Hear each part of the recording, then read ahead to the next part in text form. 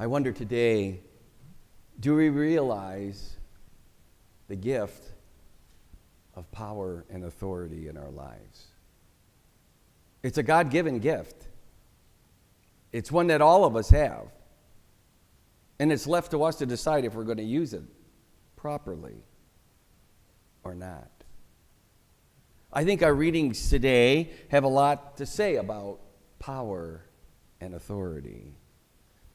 In our very first reading there from 1 Samuel, Hannah has power and authority. I mean, yes, she's barren, she's distraught. But she goes to the temple to pray with power and authority. She prays with great determination. It says in this translation, out of great bitterness. She's praying with all of her determination for a child.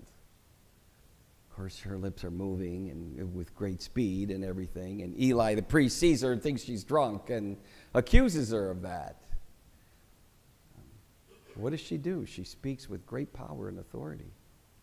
She says, I am not drunk. I'm praying to God for a gift of a child.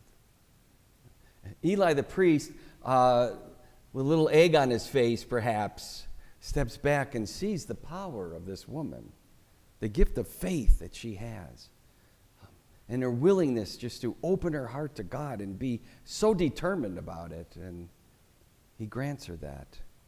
He grants her that. And Samuel will be born in 9 months later.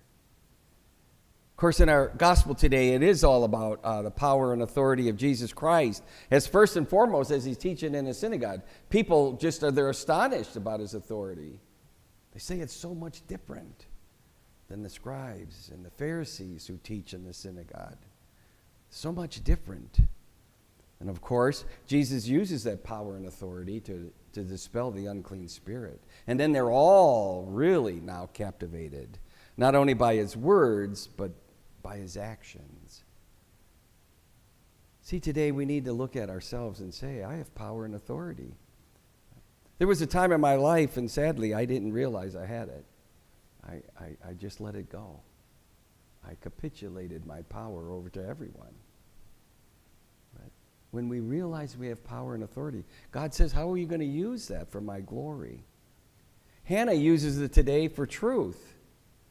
She uses her power and authority for truth, that God is going to heal her. God is going to help her. Of course, Jesus uses his power and authority today to actually heal.